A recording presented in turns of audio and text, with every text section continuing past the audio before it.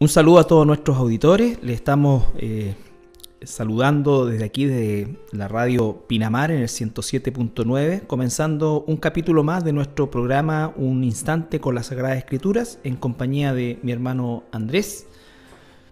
Sí, muchas gracias, pastor. Saludos a todas las personas que nos escuchan semana a semana. También un saludo a nuestro hermano Pablo Miranda, que nos acompaña siempre durante las grabaciones. Así es. Bueno, el día de hoy vamos a continuar como ha sido la tónica de todo del año pasado y parte también del 2013. Estamos estudiando el Evangelio de Mateo y nos encontramos en el capítulo 8. El día de hoy vamos a tratar de abarcar desde el versículo 14 hasta el 22, y donde encontramos una escena en la cual es bastante, podríamos decir nosotros, familiar, en el sentido de que encontramos al apóstol Pedro en la intimidad de su familia con su suegra enferma, y el Señor Jesucristo sanándola.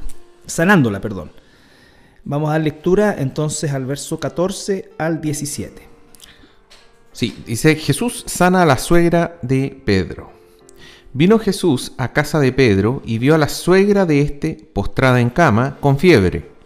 Y tocó su mano y la fiebre la dejó, y ella se levantó y le servía.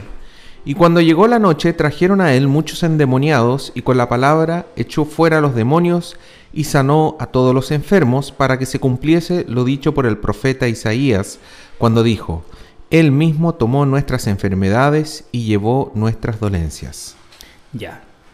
Bueno, como decíamos, es una escena bastante familiar o doméstica, pero que encierra una tremenda enseñanza, en primer lugar, para destruir el argumento de la tradición romana en relación a la primacía de Pedro como papa y entendiendo, ¿no es cierto?, el hecho de que los sacerdotes no se casan, ¿no es cierto?, y considerando que Pedro, según la tradición romana, es el primer apóstol, cosa que no es así.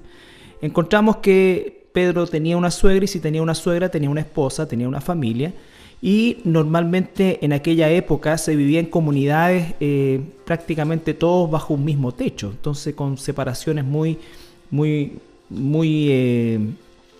pequeñas. Me tocó estar en Capernaum, en Betsaida y en otras comarcas alrededor del lago de Galilea, y cuando uno examina los restos de la población donde vivían, se observa que prácticamente estaban todos aglutinados. Entonces era habitual que existiera esta relación tan estrecha entre todas las familias, hermanos, hermanas, primos, en fin, porque eran verdaderamente caseríos prácticamente juntos, ni siquiera diríamos nosotros pareados como conocemos hoy día, sino que juntos todos, ahí con separaciones internas, ¿no es cierto? Muchas veces se compartía un sector de cocina común, y también se compartía un sector de baño, entre comillas, común. Entonces vemos al Señor Jesucristo realizando un milagro de sanidad en relación a la suegra de Pedro, que está postrada, y efectivamente, ¿no es cierto?, dice que tocó su mano solamente y la fiebre le dejó, y ella se levanta y le servía. Entonces nos damos cuenta ahí que efectivamente el Señor Jesucristo realizó todo tipo de milagros también. Alguien podría decir hoy día, ¿no es cierto?, quizás no era tan... no fue tan espectacular el quitarle la fiebre a alguien. Quizás alguien podría decir, bueno, no es un gran milagro, pero está registrado por la Escritura justamente para mostrarnos que el Señor Jesucristo no hizo acepción de personas en ningún sentido, ni siquiera frente a las necesidades más quizás nimias de la población donde estaba. Entonces, pero es tan importante lo que mencionas tú, Carlitos, el tema de que el apóstol Pedro estaba casado, y no solo estaba casado, sino que estaba su suegra también presente durante las enseñanzas de Jesús.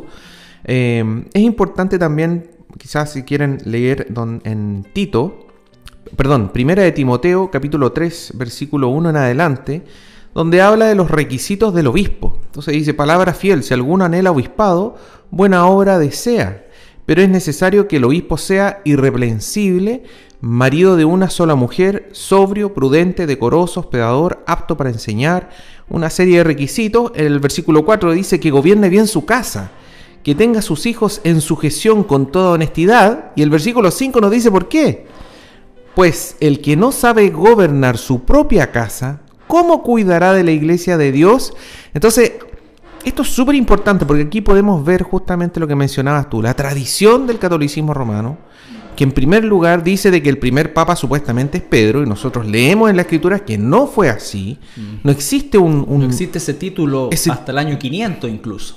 No existe un título, no existe una persona que tenga un título en particular, más allá de este que acabamos de leer, que son los obispos, los pastores y los ancianos, que se utiliza de manera intercambiable, digamos, es sinónimos unos de otros, pero que estas personas tenían unos requisitos, y el requisito justamente, uno de los requisitos era que tenía que estar casado y que sus hijos tenían que estar en sujeción. O sea, todo esto, ¿por qué? Porque demuestra que es una persona que gobierna su casa, y si esta persona logra gobernar su casa, bueno, ahí estaría cumpliendo los requisitos, ahí sería apta para gobernar y cuidar la casa de Dios, dice.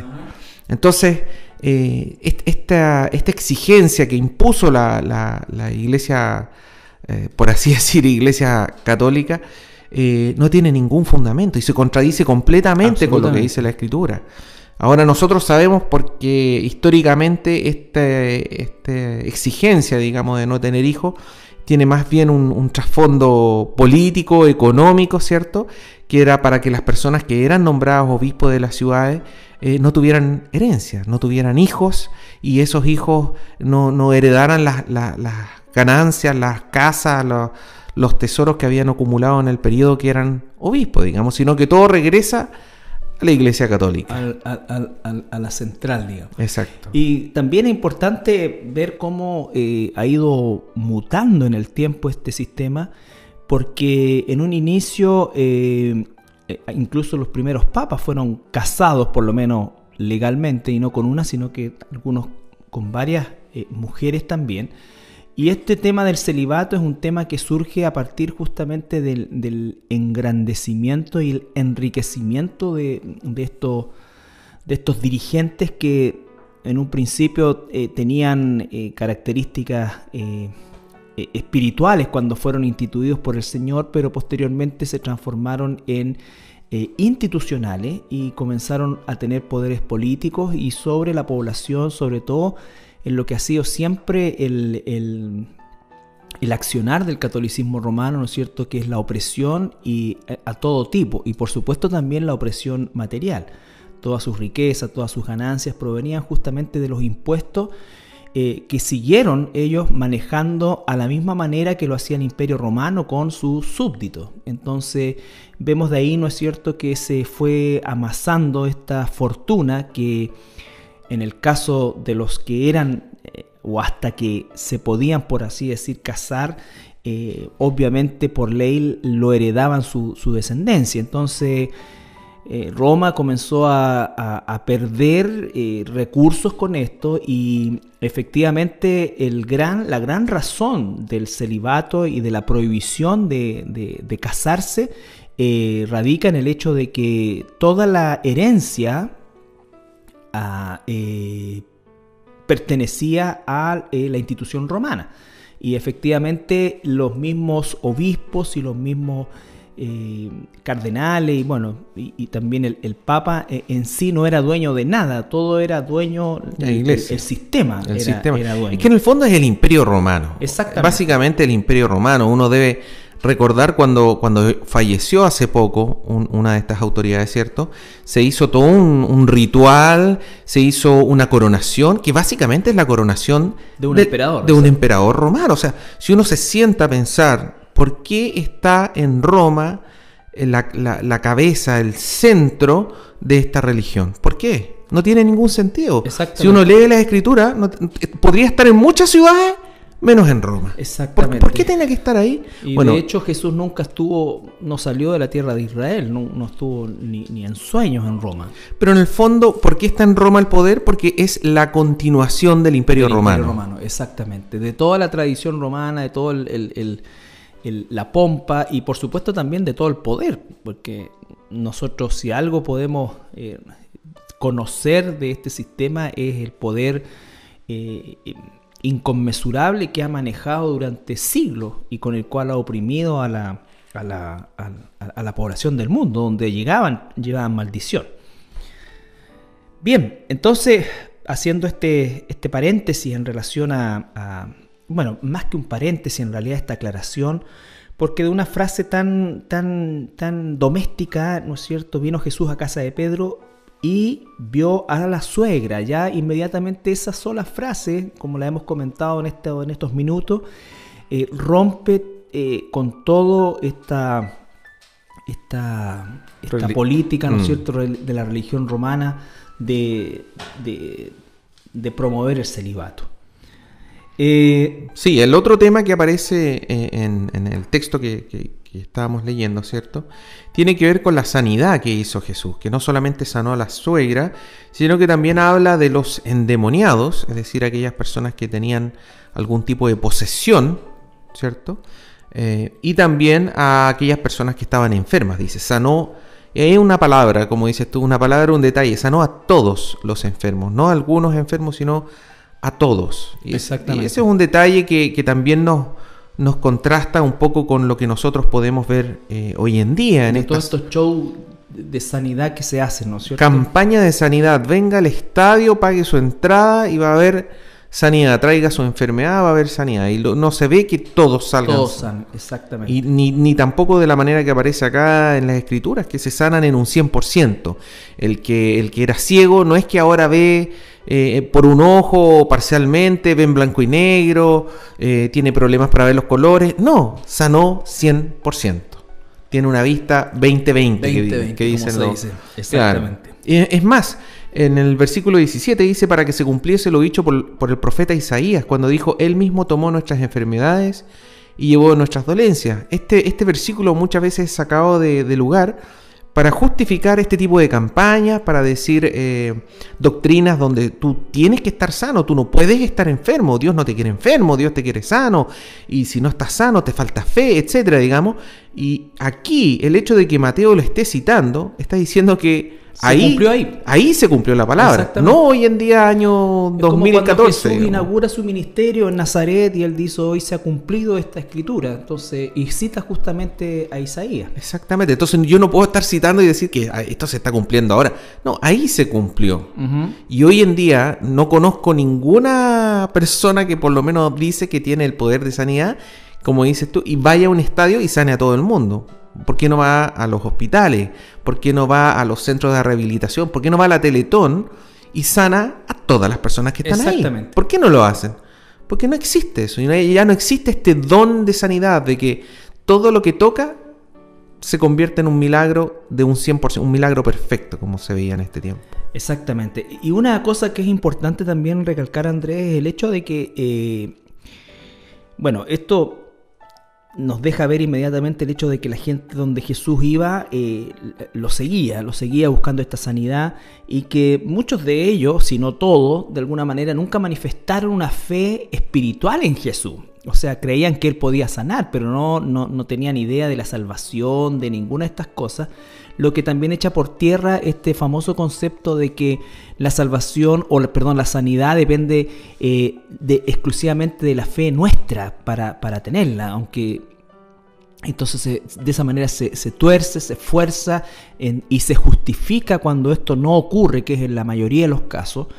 Entonces se culpa a la persona de carecer de una fe tan fuerte, ¿no es cierto?, para querer esa sanidad. Yo me acuerdo, yo me acuerdo de un pasaje donde Jesús está con una persona que tiene la mano con un problema, digamos, no puede ocupar la mano, tampoco no conoce a Jesús, no intercambia, no tienen una conversación, nada.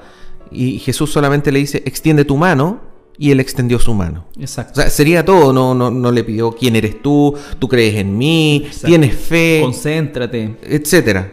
Nada de eso.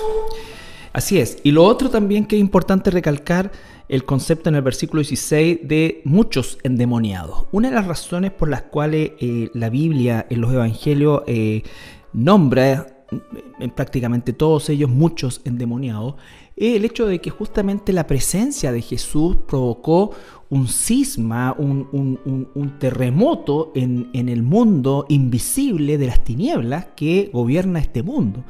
Entonces se manifestó de manera también exacerbada, por así decir, personas endemoniadas, ¿ya? Que de alguna manera sabían los demonios que Jesús había venido justamente a traer la salvación, y le decían: sabemos que tú eres el Santo de Dios.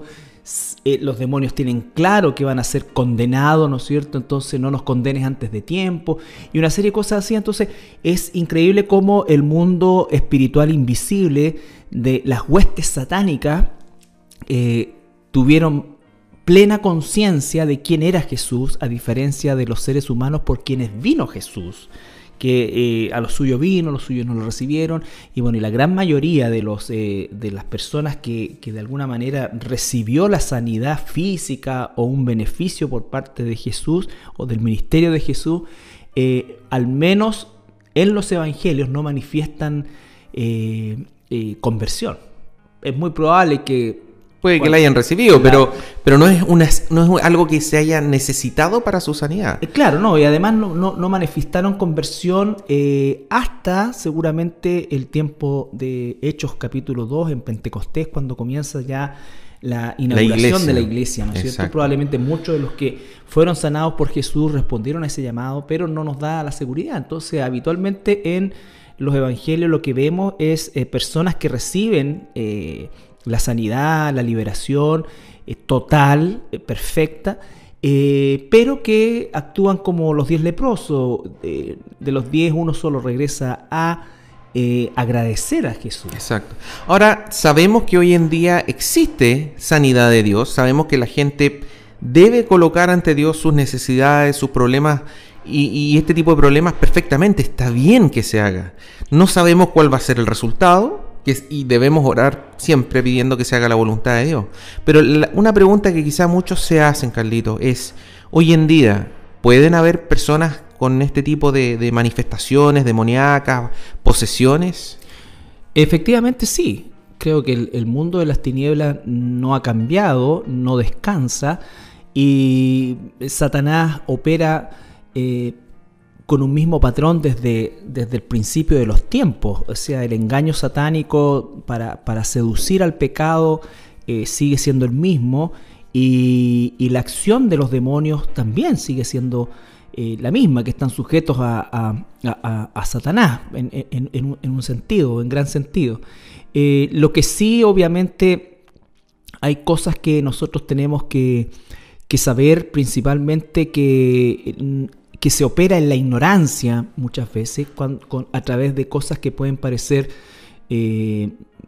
inocentes o por lo menos no tan destructivas, y son verdaderos portales que se abren a la actividad demoníaca, como la Ouija, todo esto que de repente se pone de moda, el mismo esoterismo, el mismo... todo lo que tiene que ver principalmente con filosofías que buscan justamente la autogratificación. Sí, tú también lo has comentado anteriormente, de repente el deporte yoga es muy bueno, pero... la filosofía que se esconde. Exactamente, pero la filosofía que te dice pon tu mente en blanco, no es tan buena, pues. No, ese tipo de cosas. De hecho, exactamente. Y de hecho, por ejemplo, todo lo que es también hoy día, que está tan desgraciadamente difundido en los medios de comunicación, y se ve como un casi, o sea, no casi, sino que es una parte importante de la gran cantidad de programas matinales o de otro tipo, ¿no es cierto? Pero especialmente los matinales, que son justamente los horóscopos, los adivinadores, sí, las cartas astrales. Que obviamente existen personas que son simplemente, como diríamos nosotros, charlatanes, pero también hay personas que están siendo guiadas por espíritus demoníacos que efectivamente hacen que muchas veces sus presagios resulten. Bueno, vamos a ir a una pausa musical y continuamos con nuestro programa. Bien, regresamos a nuestro programa y estamos ahora analizando el versículo 18 al 22, que dice: los que querían seguir a Jesús. Viéndose Jesús rodeado de mucha gente, mandó pasar al otro lado, y vino un escriba y le dijo: Maestro, te seguiré a donde quiera que vayas. Jesús le dijo: las zorras tienen guaridas y las aves del cielo nidos, mas el Hijo del Hombre no tiene dónde recostar su cabeza. Otro de sus discípulos le dijo: Señor, permíteme que vaya primero y entierre a mi padre. Jesús le dijo: sígueme, deja que los muertos entierren a sus muertos. Bueno, es muy interesante este segmento porque nos aclara un poco cuáles son las diferentes actitudes que toman aquellas personas que querían seguir a Jesús. Primero vemos una persona, un escriba, dice que hay que recordar que en aquella época básicamente habían fariseos, saduceos, esenios y celotes. Los fariseos no eran tan grandes en número, pero tenían mucho poder. El otro grupo eran los saduceos, que eran como la clase aristocrática, digamos. Ellos eran gente principalmente de familias importantes y tenían algunas, es más que nada era un partido político, más que religioso. Y bueno, los otros eran los esenios, que nosotros hemos escuchado hablar harto por los rollos del Mar Muerto, que eran este grupo casi como una secta, por así decir, que bueno, se habían dedicado sus vidas a escribir, a hacer estas copias de las escrituras, a guardarlas, a copiarlas con mucha dedicación, digamos. Incluso tenían algunos votos de castidad, tengo entendido. Sí, yo tuve la oportunidad también de estar en la región del Qumran, en Israel, y ahí se desenterró un segmento de dónde estaba esta comunidad. Efectivamente era una comunidad que tenía muy disciplinada, existían incluso votos de silencio, lo que llama la atención que en medio del desierto ellos tenían verdaderas manantiales de purificación, y tenían todo un sistema complejo que traían agua de kilómetros cordillera arriba, quien dice, ¿no es cierto?, y fluía hacia ese lugar. Bueno, y lo importante de esto era que su principal función era copiar las escrituras, ¿no es cierto? Y bueno, y generaron también una serie de literatura gnóstica que se llama, ¿no es cierto? Y que obviamente también se encontró en el año 48, me parece, en esta zona, mucha literatura que habla acerca de la rutina que ellos tenían, pero la esencia de su existencia era justamente el copiar las escrituras. Copiar las escrituras. El grupo de los celotes eran más bien políticamente activos. Ellos trabajaban y se esforzaban, digamos, para ver cómo derrocar el poder romano, ¿cierto? Sí. Echarlos de la zona, digamos. Eran como una brigada de choque. Ellos normalmente se dice que Barrabás pertenecía a los celotes, y por eso es que los romanos tenían tantas ganas de que fuera él el que terminara en una cruz y no Jesús. Bueno, pero aquí nos habla, ¿cierto?, sobre un escriba que llama la atención, en primer lugar, porque este escriba lo está diciendo de manera pública, le llama maestro a Jesús, y más encima hace un compromiso que todos sabemos que lo más probable es que no lo pueda cumplir, que dice: te seguiré a donde quiera que vayas, ¿cierto? Uno tiene que recordar también, Andrés, que en la economía antigua, bueno, hoy día también se da, pero quizás hoy día más se habla de una horizontalidad, pero en la antigüedad, en todas las culturas existía este concepto de maestro, discípulo, ¿no es cierto? Y siempre había el deseo de asociarse con los mejores maestros ¿no es cierto?, que pudieran existir en ese momento. Y obviamente estamos nosotros estudiando aquí lo que se llama en teología la fase popular del ministerio de Jesús, donde todos querían estar con él, por distintas razones, ¿no es cierto? Unos la gran mayoría por sanidad, por los panes y los peces, como se dice, pero otros también porque consideraban el asociarse con Jesús, el prestigio de estar con un maestro de esas características, que es un poco el espíritu de este escriba. Como cuando Pablo, el apóstol Pablo, dice que él fue enseñado por Gamaliel. Gamaliel, eso le daba inmediatamente un piso. Que los judíos hoy en día conocen quién era Gamaliel. Exactamente. Y el día de hoy incluso, ¿no es cierto?, tenemos célebres maestros en el judaísmo, de los cuales hoy día también muchos se jactan de haber sido enseñados por ellos. Pero entonces eso es como un poco el tema, porque si tú te das cuenta le llama maestro, no le llama... Jesús, aunque era un maestro, él era Dios, el Hijo de Dios, y eso fue lo que no reconocieron. Es lo mismo cuando Nicodemo va a hablar con él y le dice maestro o rabí. Hacían un reconocimiento académico de Jesús, pero obviamente no hacían un reconocimiento de su identidad plena, su deidad como Dios. Entonces aquí vemos como lo podemos ver en el apóstol Pedro y en otros como el joven rico, ¿no es cierto?, que es como lo más clásico, de personajes que de alguna manera se sienten impresionados por el ministerio de Jesús y hacen estos compromisos emocionales que en nuestras iglesias también podemos muchas veces encontrar, ¿no es cierto?, que se sienten impresionados por tal o cual cosa. Y se ponen a disposición plena en circunstancias de que no han hecho un análisis real del costo que tiene muchas veces comprometerse con las cosas de Dios. Y aquí es donde Jesús justamente le dice, fíjate que dice, maestro, te seguiré a donde quiera que vayas. Es decir, le dice, estoy dispuesto a ir contigo a todas partes donde tú vayas. Y Jesús le responde, las zorras tienen guarida, las aves del cielo nido, mas el Hijo del Hombre no tiene donde recostar su cabeza. Es decir, lo que le está diciendo es, si tú me sigues, vas a vivir incomodidades, vas a vivir el día a día, no vas a tener hogar. No vas a tener un hogar fijo, claro. Ni vamos a llegar a hoteles 5 estrellas donde nos reciban. Entonces, hay un costo que normalmente, si estamos hablando de un escriba, estamos hablando de un personaje fariseo que efectivamente gozaba de una situación económica muy por sobre la media de la población de judíos. La gran mayoría era gente muy pobre, no así los escribas. Entonces la invitación es justamente a lo que de alguna manera hemos visto en la diferencia entre compromiso y renuncia. Era un renunciar a quién es él, digamos, a lo que tiene para poder seguir a Jesús. No nos dice si este hombre se echó para atrás, lo siguió. Lo más probable es que no lo siguió.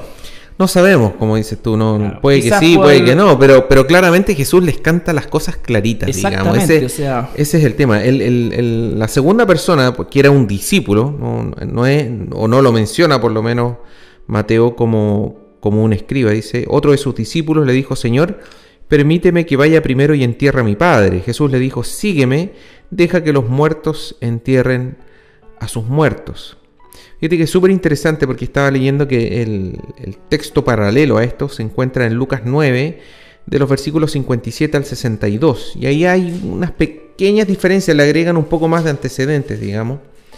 Lucas 7, versículo 50 me equivoqué. Lucas 9, 57 en adelante. Ahora, el versículo 59 dice, dijo a otro, sígueme. Él le dijo, Señor, déjame que primero vaya y entierre a mi padre. Jesús le dijo, deja que los muertos entierren a sus muertos, y tú ve y anuncia el reino de Dios. Entonces también dijo otro, te seguiré, Señor, pero déjame que me despida primero de los que están en mi casa. Aquí habla un tercero. Pero al final Jesús le da un cierre diciendo, y Jesús dijo, ninguno que poniendo su mano en el arado mira hacia atrás, ninguno que poniendo su mano en el arado mira hacia atrás es apto para el reino de Dios. Sí, es clarito Jesús. Realmente la cantidad de personas, y aquí hay algunos que se reflejan, pero seguramente la cantidad de personas que hizo este tipo de promesas u ofrecimiento tiene que haber sido mucha. Y aquí las dos últimas personas, digamos, también están poniendo como sus condiciones. Exactamente. Señor, yo quiero seguirte, yo quiero ser hijo tuyo, pero primero déjame... punto suspensivo. O sea, hay de todo. Me imagino en la iglesia también llegan personas que quieren tomar una decisión por Cristo, pero que primero quieren hacer algo primero. Quieren hacer algo, no sé, déjame ahorrar la plata. Yo sé que esta plata está mala vida, pero voy a ahorrar para mi vejez y después me comprometo. Sí, todo tipo de cosas. En todo sentido. Sobre todo la iglesia del siglo XX es una iglesia... de compromisos y no de rendición, y de compromiso en el mejor de los casos. O sea, el grueso de los asistentes a las iglesias cristianas el día de hoy, cristianas verdaderas, carecen de una concepción de lo que significa el realmente rendirse a Jesús y a su señorío. Y por eso es que siempre colocan condiciones, y lo podemos ver nosotros en la realidad nuestra también, de que siempre hay algo que tengo que hacer antes de dedicar tiempo a la palabra de Dios, a la oración, a inquirir, a compartir el evangelio, en fin. Siempre hay cosas que nosotros estamos colocando por delante. Ahora lo estoy viendo en términos aplicativos. Entonces, mal podemos nosotros de alguna manera enjuiciar categóricamente a estos personajes de que se echaron para atrás o que hicieron declaraciones verbales que no estaban realmente dispuestos a cumplir. O que estaban colocando condiciones, porque hoy día nosotros también colocamos condiciones. Y esto se ve tanto hoy en día, como dices tú, Carlito, porque si hay algo que no se predica en la iglesia, es a lo que debemos renunciar nosotros.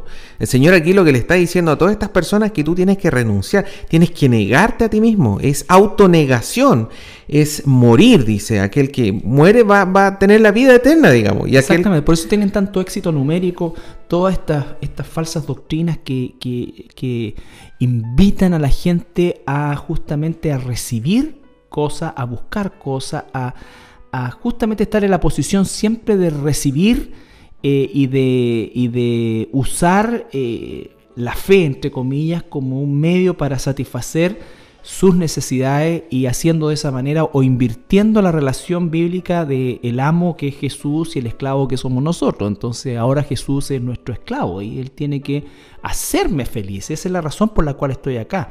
Y si no lo hace, entonces, bueno, definitivamente Dios no existe. O me cambio a otra iglesia. O me cambio a otra iglesia donde efectivamente lo ocurra. O de religión, o lo que sea. Pero entonces, oye, ¿qué es de ti? No, mira, ya no fui más, pero ahora me siento súper bien. Estoy yendo a tal lugar y ahí me siento súper bien porque me escuchan, me dan, Mira, un versículo que es súper... va en la misma línea, digamos. Mateo 10:37, el que ama a padre o madre más que a mí no es digno de mí. El que ama a hijo o hija más que a mí no es digno de mí. O sea, esto no es llamar a no amar a nuestras parentelas. Aquí lo que está diciendo el Señor es la prioridad. Es la prioridad. Por eso son los sacrificios que uno debe tomar. ¿Cuáles son las prioridades? ¿Cuáles son los compromisos que uno... Sí, me recuerda el pasaje de Juan 6 también, cuando Jesús empieza a lo mismo, a leer, como decimos, la cartilla, y la gente dice, bueno, grande, es dura la palabra, entonces ¿quién podrá seguirle? Dice que desde ese momento se apartaron. Y Él se vuelve a los 12, lo que significa es que el gran número de otros personajes, ¿no es cierto?, se fueron, se retiraron, e incluso les hace como una expresión como de desafío. ¿Se quieren ir ustedes también? Y la respuesta de Pedro es: ¿dónde vamos a ir? Tú tienes palabra de vida eterna. Ahí hay un atisbo de entender, casi rosa, el entendimiento de por qué seguían a Jesús. Claro. Es como cuando nos preguntamos nosotros, bueno, ¿por qué soy cristiano? ¿O para qué soy cristiano? ¿O por qué vengo a la iglesia? Y las respuestas pueden ser múltiples, porque en el fondo quiero mejorar, quiero esto, quiero sentirme bien, ¿no es cierto? Porque me ayuda, porque es importante en mi vida. Y la única respuesta válida es porque quiero glorificar a Jesús. O sea, la iglesia existe para glorificar a Jesús. Esa es la razón primaria.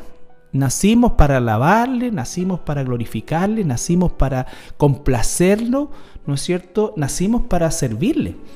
Y como tú estabas mencionando también, pues Juan 6, versículos 68 y 69, tú eres quien tiene palabra de vida eterna, dice, ¿ah? Y nosotros hemos creído y conocemos, o sea, sabemos que tú eres el Cristo, el Hijo del Dios viviente. Esa es la certeza que viene con el creer. Cuando la palabra dice que para ser salvo hay que creer, se refiere a la certeza de que esto es verdad, y por lo tanto mi vida está entregada a esa vida eterna, a ese premio de vida eterna que no merecemos, pero que lo vamos a obtener a través de el creer, y el creer es el actuar, es el obedecer, digamos. Exactamente. Bueno, vamos a nuestra segunda pausa musical y al regreso ya estamos entrando al final de nuestro programa. Bien, estamos de regreso después de esta linda alabanza y vamos al versículo 23-27 y nos saltamos de la escena que estaba en tierra, decimos, y ya nos vamos a la escena en el lago de Galilea. Dice el versículo 23 al 27, el subtítulo es Jesús calma la tempestad. Y entrando en la barca, sus discípulos le siguieron. Y he aquí se levantó en el mar una tempestad tan grande que las olas cubrían la barca, pero él dormía.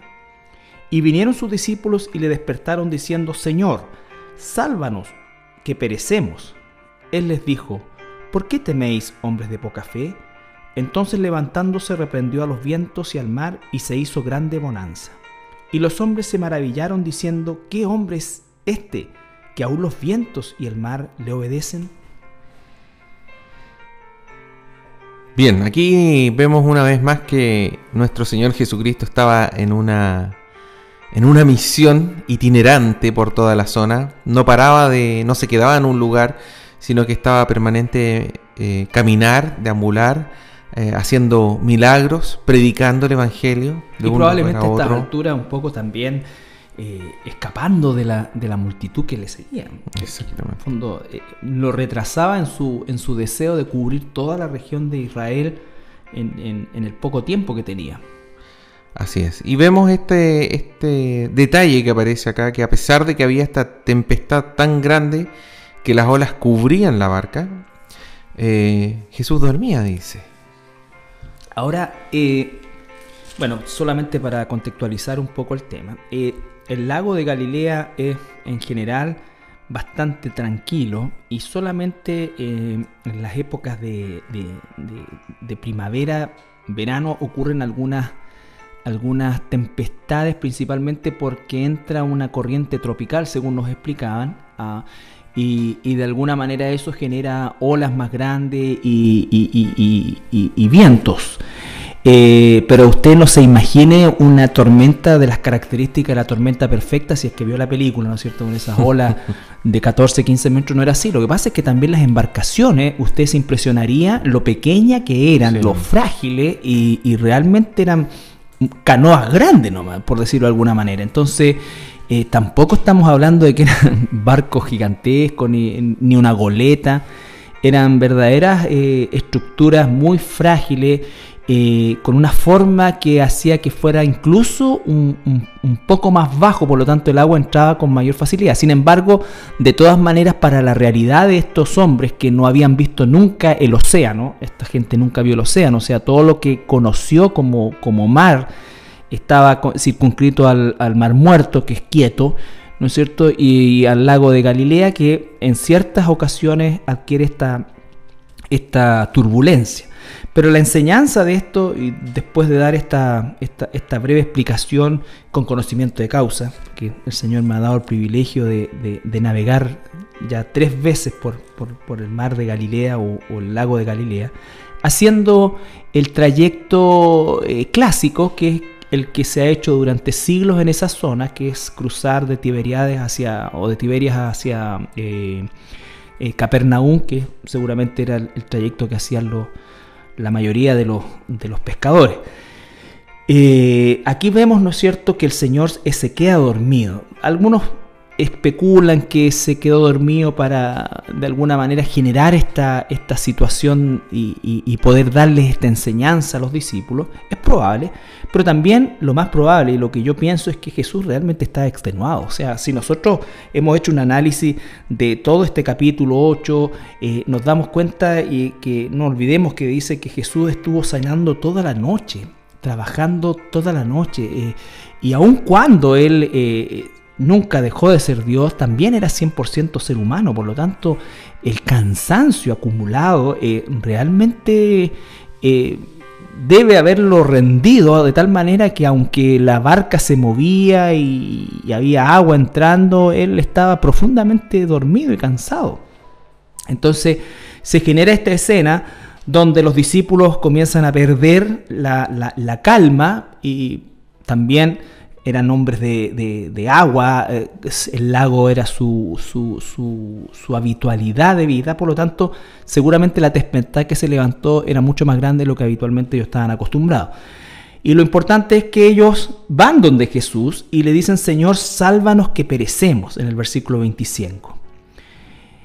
Y Jesús les responde, ¿no es cierto?, diciendo: ¿por qué temen, hombres de poca fe? Los reprende, exactamente, los reprende. Y bueno, y esto tiene una serie de aplicaciones en el contexto inmediato, ¿no es cierto? Estamos viendo que los discípulos probablemente no hicieron ninguna de estas aplicaciones que podemos hacer nosotros siglos después, referente a la confianza que debemos tener en Jesús ante las tempestades que se levantan en nuestra vida, y mucho se ha escrito y mucho se ha hecho en relación a la aplicación. Fíjate que en Mateo 17:20, Carlito, aparece un comentario de Jesús. Los discípulos estaban tratando de sacar un demonio de un muchacho y no pudieron, digamos, y le preguntaron llegó Jesús logró sacar el demonio, digamos.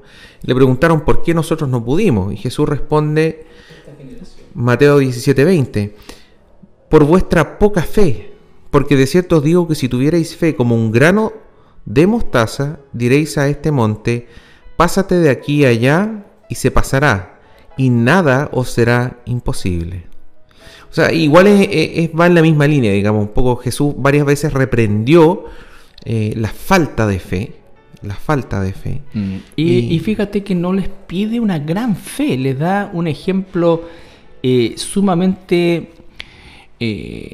doméstico también para ellos, pero que grafica efectivamente la capacidad nuestra de creer en Dios, que quizás la máxima aspiración que nosotros pudiéramos tener de tener fe en Dios es un grano de mostaza. O sea, ninguno de nosotros ni siquiera da pa' cuesco.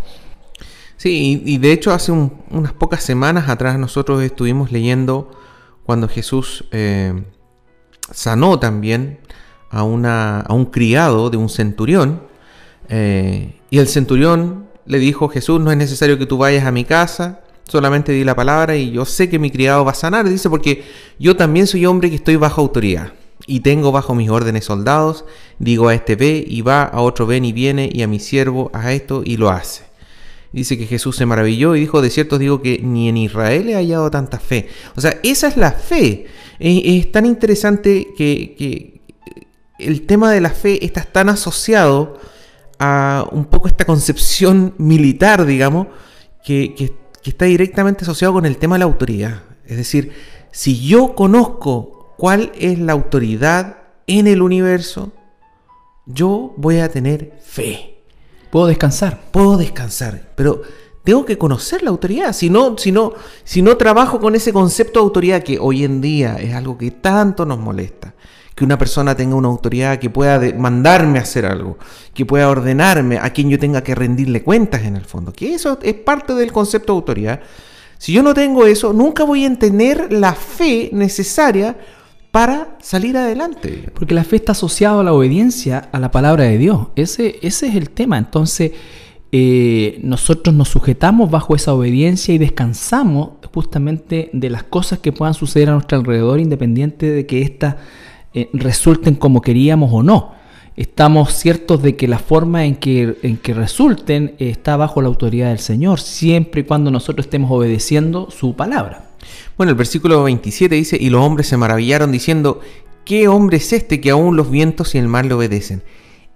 Nuevamente, esa es la autoridad. O sea, ni siquiera sus propios discípulos creían en la autoridad de Jesús sobre la naturaleza. Entonces, eso es algo para nosotros también. Y esto también es importante porque lo que hizo Jesús aquí no lo podríamos catalogar nosotros como un milagro propiamente tal, aunque efectivamente fue sobrenatural para lo que naturalmente nosotros hacemos. Lo que hizo Jesús fue ejercer justamente la autoridad que le fue delegada al primer Adán.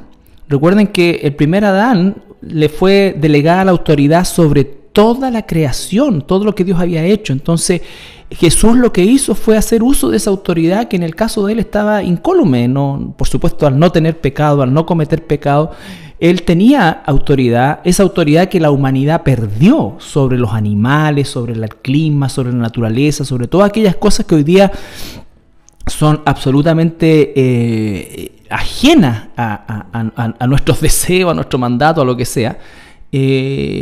Jesús lo hace ahí. Entonces eso es lo importante, pues no olvidemos que cuando Dios crea a Adán y Eva, les da autoridad y dice: sojuzguen ustedes todo esto, dominen sobre los peces, dominen, y le da el concepto de dominio, que significa y es sinónimo también de autoridad, y que por supuesto por el pecado perdimos, los seres humanos no la tenemos. Pero es un llamado de atención a nosotros, de que debemos tener fe, de que si nosotros tenemos fe en que realmente Dios tiene la autoridad, Jesús tiene la autoridad sobre todas las cosas, por Él todas las cosas fueron creadas, por Él y para Él, digamos, nada está fuera de su posibilidad, de su control, digamos. Ni siquiera el diablo. Por eso cualquier problema que nosotros tengamos, dice el Señor, que pongámoslo a sus pies. O sea, está bien. No digamos, mira, yo le puedo pedir a Dios por esto, pero no le puedo pedir por esto, porque Él no tiene el control de estas cosas, digamos.